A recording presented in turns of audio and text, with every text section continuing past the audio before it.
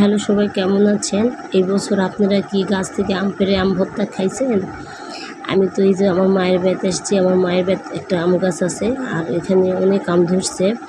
তো আমার আম ভর্তা করার জন্য আগে ওরা আমার ভাসতে আম পেড়া নিয়ে গেছে। তো আমি বলতেছি, তুমি আম পারো, আমি একটু ভিডিও করি। তো আম যে পারছে, আমার তাইবা বুড়িটা দৌড়ে আসছে আম নেওয়ার জন্য।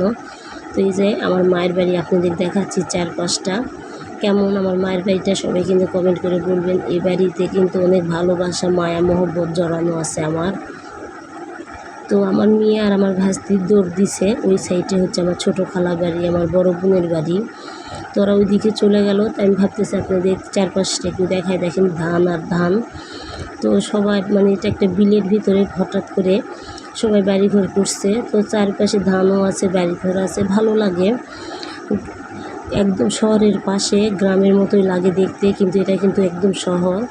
তো আমার ভাস্তি আম ভর্তা করার জন্য আম ছিলতেছিল।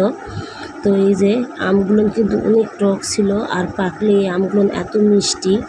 তো মায়ের বাড়িতে আসছি, আমার মায়ের বাড়ির গাছের আমগুলো বড়, ওই জন্য ভর্তা খাওয়ার জন্য পাড়া হয়েছে। তো এই যে আম ঝুরি করা মেশিন দিয়ে আমার ভাতি যে আম ঝুরি করতেছিল, তো আমার ভাবি করছে তো আমি ভর্তা করি। এই ভর্তাটা নিজের চাটনি ছিল, সেই চাটনি দিয়ে ভর্তা করছে। শুকনো মরিচ হলে আর একটু ভালো হতো। আম ভর্তা কার কার প্রিয় আমাকে কিন্তু কমেন্ট করে বলবেন। ভর্তাটা মজাই হয়েছিল, ঝাল একটু কম দেওয়া হয়েছে আমার মেয়েদের জন্য। তো সবাই ভালো থাকবেন, আমার ভিডিওগুলো দেখবেন।